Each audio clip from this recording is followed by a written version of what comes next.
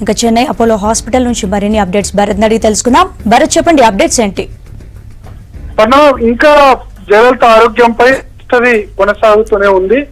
నిన్న రాత్రి bulletin release చేసిన తర్వాత అపోలో ఆసుపత్రి డాక్టర్లు చెప్పిందంటే ఈసీఎంఆర్ పరికరం మీద ఆమె గుండె కొట్టుకుంటుందని చెప్పారు. ఎందుకంటే కార్డియాక్ అరెస్ట్ జరిగినప్పుడు గుండె కొట్టుకోవడం అన్నది ఆగిపోతుంది. హార్ట్ అటాక్ కు కార్డియాక్ అరెస్ట్ కు చాలా తేడా ఉంది. హార్ట్ అటాక్ వచ్చినప్పుడు రక్తాన్ని తీసుకువెళ్లే నాళాలని కొంత బ్లాకేజ్ వల్ల, బ్లడ్ క్లాటింగ్ వల్ల అది మోసుకుపోతాయి.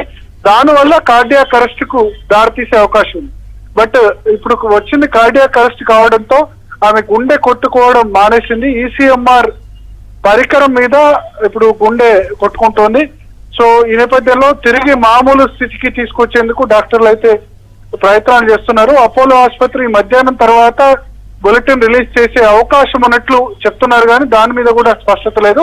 మరోవైపు గవర్నర్, తమిళనాడు ఇన్ఛార్జ్ గవర్నర్ గా ఉన్న విద్యాసాగర్ రావు ఈ మధ్యాహ్నం మరోసారి ఆసుపత్రికి వచ్చే అవకాశం ఉంది.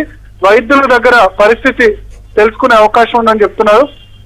అయితే చెన్నైలో ఎక్కడ చూసినా సరే పెద్ద ఎత్తున పోలీసులు మనకు కనిపిస్తున్నారు. అదేవిధంగా అన్నాడీఎంకే కార్యకర్తలు కూడా చాలా పెద్ద ఎత్తున వీధుల్లోకి వచ్చారు. ముఖ్యంగా ఎస్పెషల్లీ అపోలో ఆసుపత్రి పరిసరాల్లో చాలా పెద్ద ఎత్తున అన్నాడీఎంకే కార్యకర్తలు గుమిగూడారు. అదే స్థాయిలో అన్నాడీఎంకే పార్టీకి సంబంధించిన నేతలు, మంత్రులు, ఎమ్మెల్యేలు, ఎంపీలు వీళ్ళంతా కూడా ఉన్నారు.